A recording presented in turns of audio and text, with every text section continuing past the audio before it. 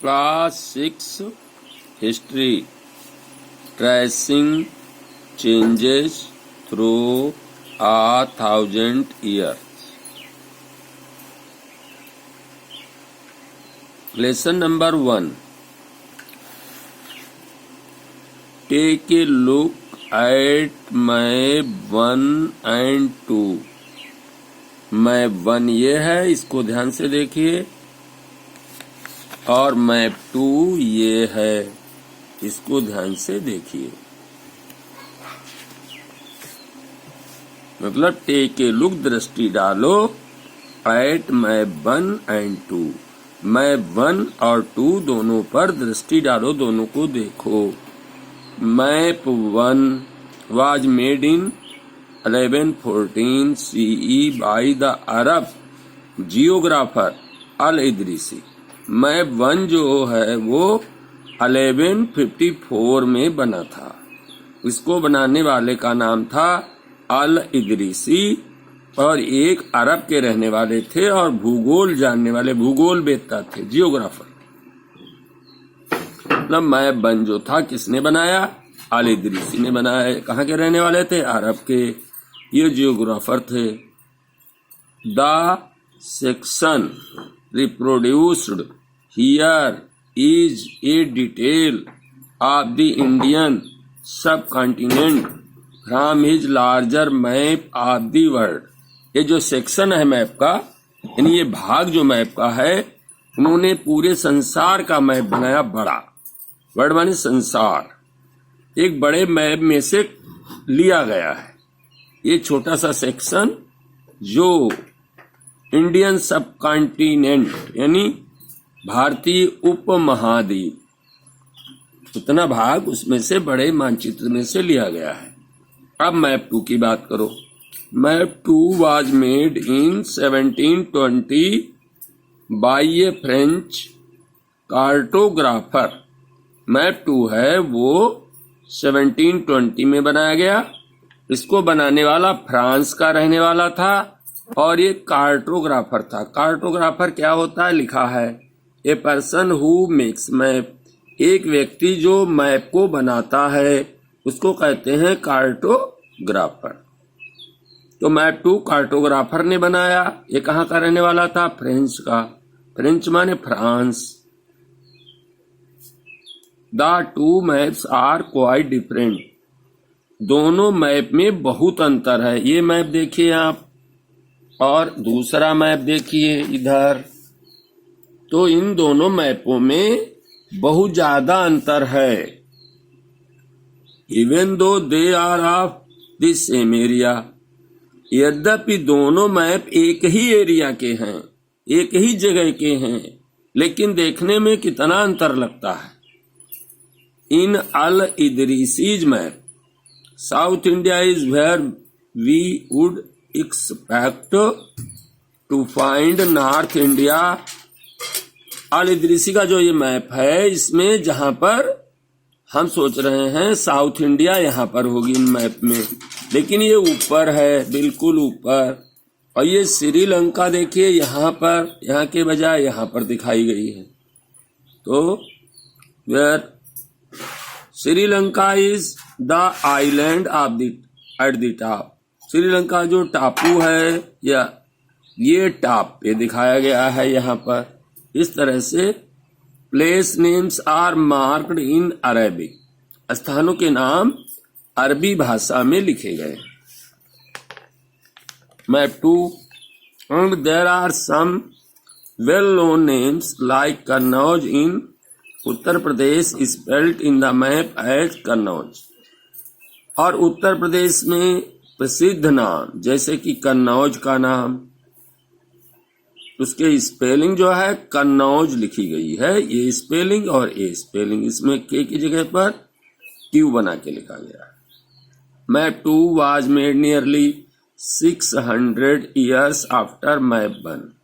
Map 2 ये जो है, ये पहले मैप अल इदरीसी के मैप के लगभग 600 years के पश्चात बनाया गया था। during which time information about the subcontinent had changed considerably। इस दौरान यानी 600 वर्षों के अंतराल में जो सूचनाएं थीं महाद्वीप के बारे में वो बहुत अधिक बदल गई थीं। इसलिए ये मैप जो कुछ जाना पहचाना लगता है और वो मैप जाना पहचाना नहीं लगता है। This map seems more familiar to us. ये जो मैप नंबर 2 है जो फ्रेंच कार्टोग्राफर ने बनाया, ये परिचित सा लगता है, आजकल के मैप से थोड़ा मिलता जुलता है। And coastal areas in particular are surprisingly detailed. और इसके जो समुद्र के किनारे हैं, देखिए कितने घने घने स्थान लिखे गए हैं और बहुत डिटेल से इनको लिखा गया है। इसके कोस्टल एरिया जो हैं बहुत ही डिटेल में लिखे गए हैं और आश्चर्यजनक रूप से विस्तार से लिखा गया है। This map was used by European seller. इस मैप का प्रयोग यूरोप के जो नाविक थे एंड मर्चेंट्स और जो व्यापारी थे, जब वो अपनी समुद्री यात्रा उन्होंने की, वो भारत आए, इधर आए, तो उन्होंने इस मैप का प्रयोग किया था।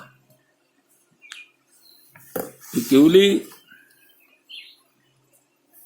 important is the fact, और ये फैक्ट माने तथ्य भी समान रूप से महत्वपूर्ण है कि the science of cartography deferred in the 2 periods. दोनों पीरियड्स की जो कार्टोग्राफी यानी नक्शा बनाने की जो कला है, विज्ञान है, उसमें बहुत बड़ा अंतर आ गया था।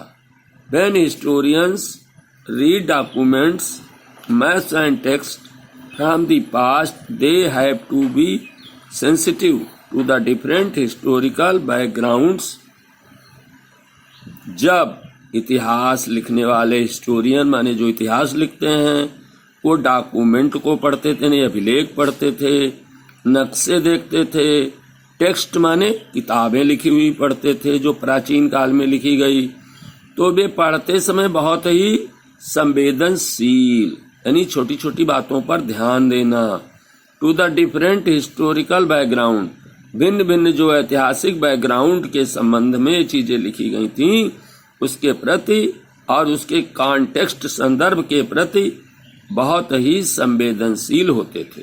इन which information about the past was produced, जिसमें प्राचीन सूचनाएं दी गई। अब न्यू एंड ओल्ड टर्मिनोलॉजीज, नए और पुराने शब्दों में अंतर यानी शब्दों के अर्थ में अंतर।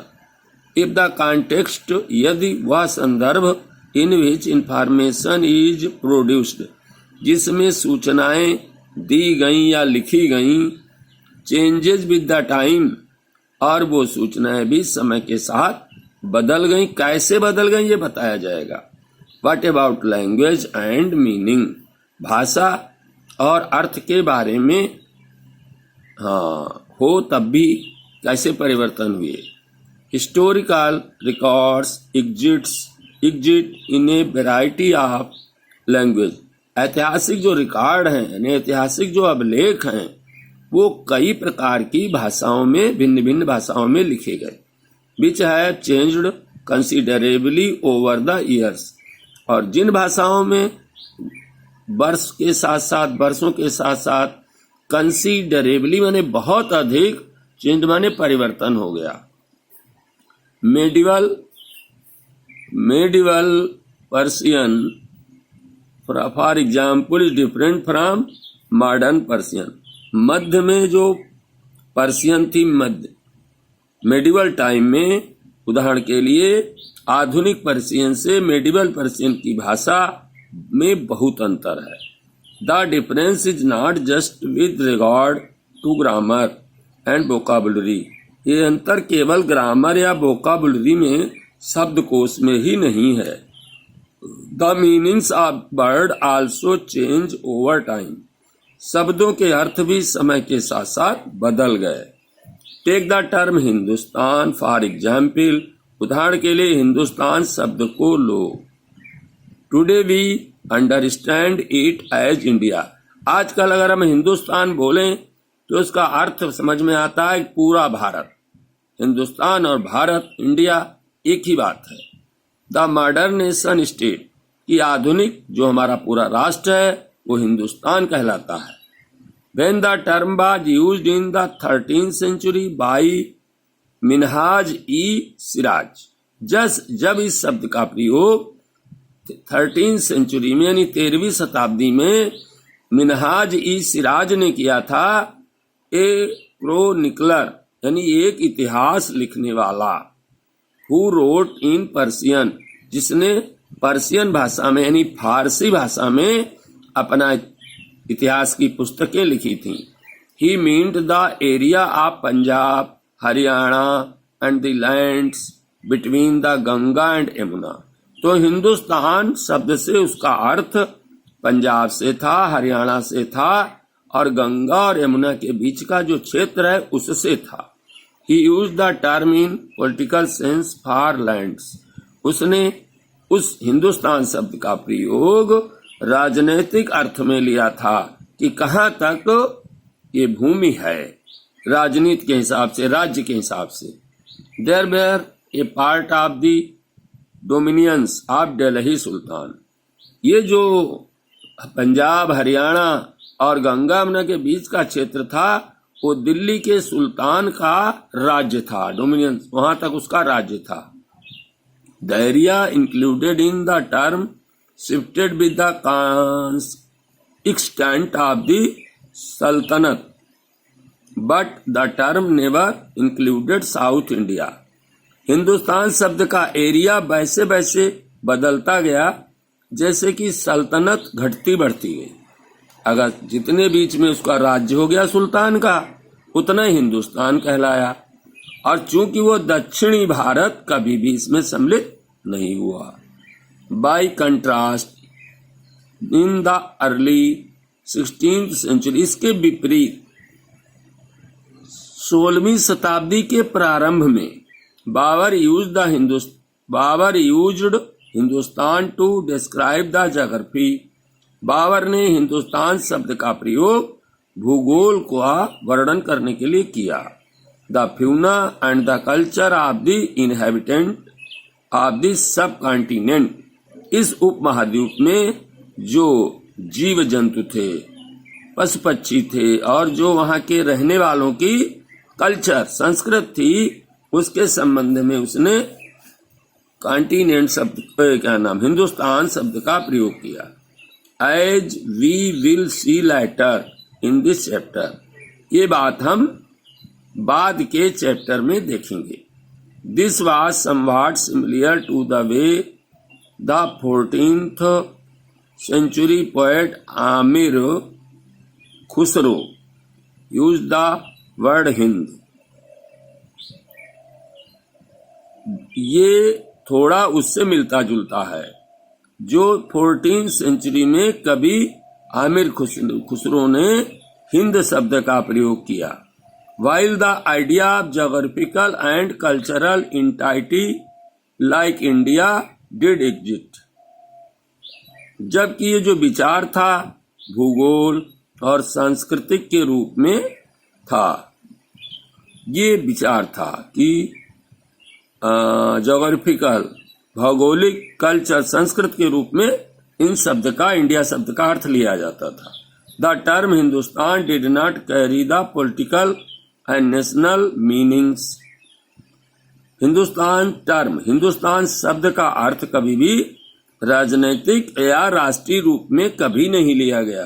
विच we associate with it today, जैसा अर्थ हम आजकल इसका निकालते हैं कि हिंदुस्तान का मतलब पूरे देश से होता है।